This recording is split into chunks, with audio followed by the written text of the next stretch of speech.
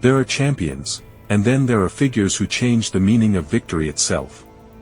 Some men win belts. Some win records. A very rare few redefine courage, identity, and resistance. This is the story of Muhammad Ali, a man whose fists shook opponents, whose voice shook governments, and whose convictions shook the conscience of the world. This is not merely the story of a boxer. This is the story of a human being who refused to bow. Hello everyone, and welcome back to the channel NPA Discovery. Here, we don't just tell stories of fame and success. We examine the cost of greatness, the contradictions behind legends, and the human struggles hidden beneath applause. If you are new here, this channel is dedicated to long-form documentaries that explore history's most iconic figures with honesty, balance, and emotional depth.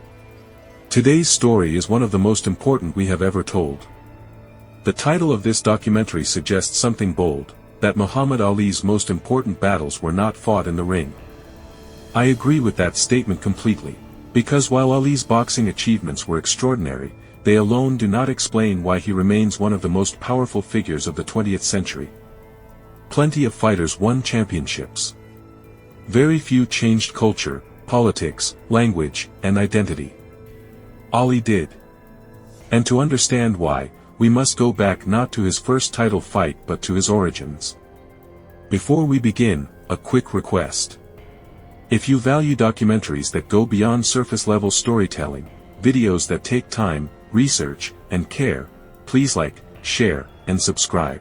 Your support allows us to continue producing in-depth stories like this, without shortcuts. Now, let us begin properly.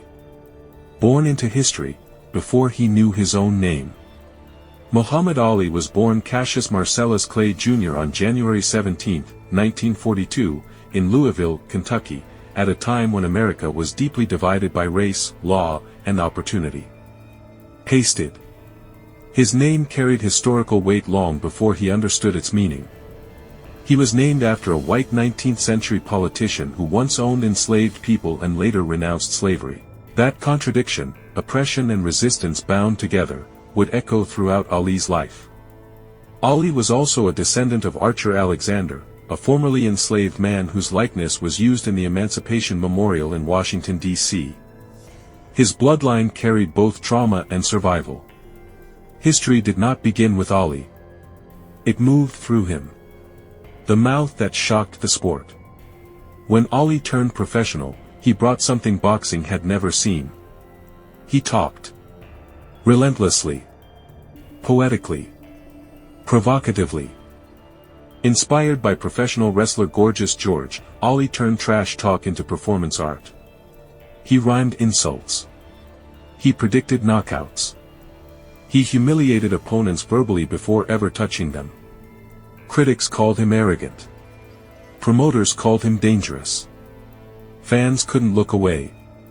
Ali didn't just sell fights. He redefined masculinity. At a time when black athletes were expected to be humble and silent, Ali was loud, confident, joyful, and unapologetic. That alone was revolutionary. Liston was terrifying. He had a criminal past. He had mob connections. He had destroyed opponents with ease. Bookmakers gave Ali 8-1 odds against him. Ali responded the only way he knew how, by turning the build-up into theater. He mocked Liston, insulted him, and turned the weigh-in into chaos. On February 25, 1964, the fight began. And something extraordinary happened. Ali survived. Then dominated. Liston failed to answer the bell for round 7. At 22 years old, Cassius Clay became heavyweight champion of the world in one of the greatest upsets in sports history. Pasted. That night, boxing changed forever. So did Ali.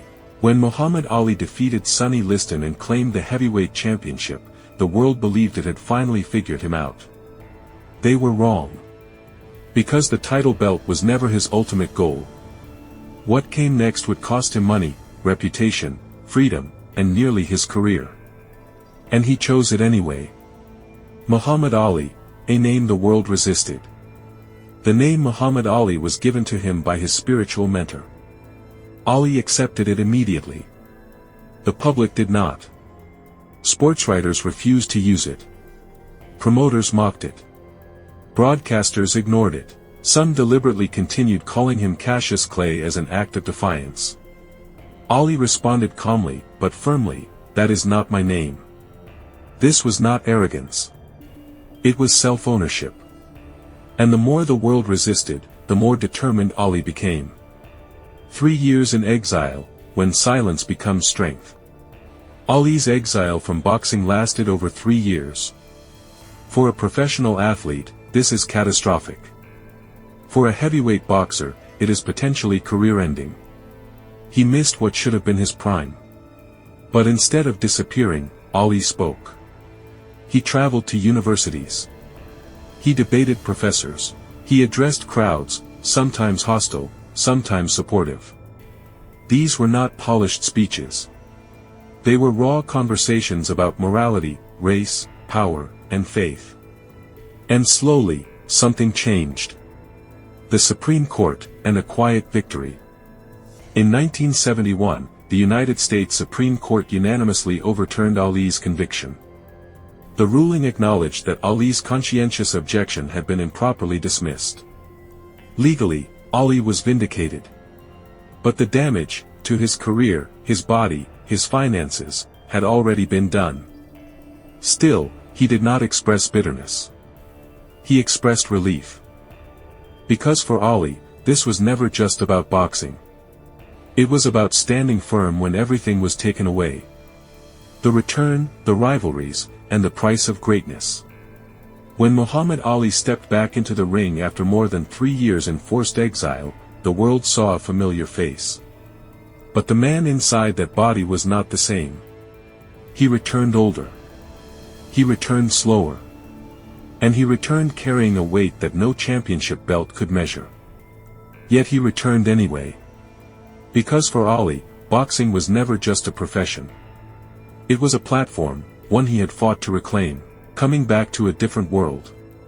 Ali's return in 1970 was met with both celebration and skepticism. Some fans welcomed him as a hero who had stood on principle. Others believed his absence had cost him too much, that the spark was gone. And then there were the critics who asked a brutal question: could conviction still win fights? Ali didn't answer with words. He answered by stepping back between the ropes. Loss as a teacher, not a verdict. Many champions break after their first true loss.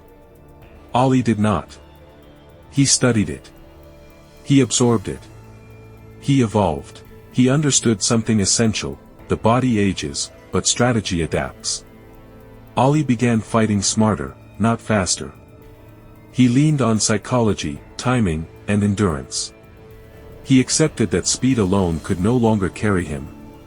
And that acceptance would soon give birth to one of the most famous tactical reinventions in sports history. George Foreman, and the art of outthinking power. By 1974, Ali faced another seemingly impossible challenge: George Foreman. Foreman was young, devastatingly strong, and fresh. He had destroyed Joe Frazier and Ken Norton with alarming ease. Most observers saw Ali as a sentimental underdog, respected, but doomed. Ali saw opportunity. Instead of trying to overpower Foreman, Ali did something radical. He waited. He absorbed punches against the ropes.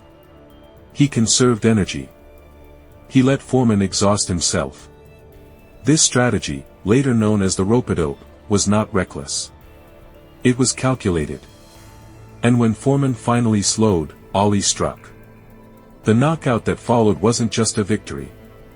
It was proof that intelligence could overcome brute force. At age 32, Ali reclaimed the heavyweight title, not as the fastest, but as the smartest. A man changed by time. By the late 1970s, Ali was no longer chasing greatness. He had already achieved it. What remained was endurance. He fought on, not to dominate, but to survive. And the cost of that survival would soon become visible to the world.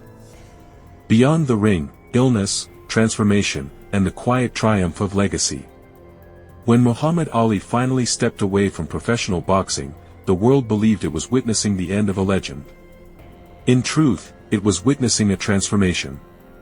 The fists that once spoke in thunder grew still. The voice that once roared in defiance softened. And the man who had challenged presidents and opponents alike began the final, and perhaps most profound, chapter of his life. The Olympic torch, a moment that froze the world. In 1996, Ali was chosen to light the Olympic cauldron in Atlanta. As he stood before billions, visibly shaking, holding the torch with effort and resolve, the world watched in stunned silence. This was not spectacle. It was testimony. A man who had once been stripped of titles and vilified by his country now stood as its chosen representative. The same nation that once punished his conscience now honored his courage. That moment crystallized his legacy. Not as a boxer. Not as a rebel. But as a unifier. The man, not the myth. It is tempting to mythologize Ali as flawless. He was not. He was human, complex, contradictory, sometimes wrong. He struggled in relationships. He made mistakes. He hurt people and was hurt in return. But his greatness was never about perfection. It was about alignment, between belief and action. Ali lived openly inside his convictions, even when doing so carried unbearable cost. That honesty is rare. As we reach the end of this story, it becomes clear that Ali's greatest lesson is not about boxing or fame. It is about evolution. Courage at 20 looks like defiance. Courage at 30 looks like sacrifice. Courage at 50 looks like acceptance. Courage at 60 looks like presence. Ali embodied all of them. He showed the world that strength does not disappear when power fades, it transforms. Muhammad Ali once said, "He who is not courageous enough to take risks will accomplish nothing in life." He lived that truth. He risked his career. He risked his freedom. He risked his body. He risked being misunderstood. And in doing so, he accomplished something far greater than victory. He changed how the world understands courage. Not as dominance over others, but as fidelity to oneself. When Ali passed away in 2016, the world did not simply mourn a boxer. It honored a conscience. A man who taught us that greatness is not measured by how loudly you are celebrated, but by how firmly you stand when celebration disappears. That is the final victory Muhammad Ali leaves us with. And it belongs to all of us. If this story moved you, challenged you, or inspired you, please like, share, and subscribe. Your support allows us to continue telling stories that matter, stories that remind us who we can be at our best. Because the greatest fights are not always won with fists. Sometimes, they are won with courage.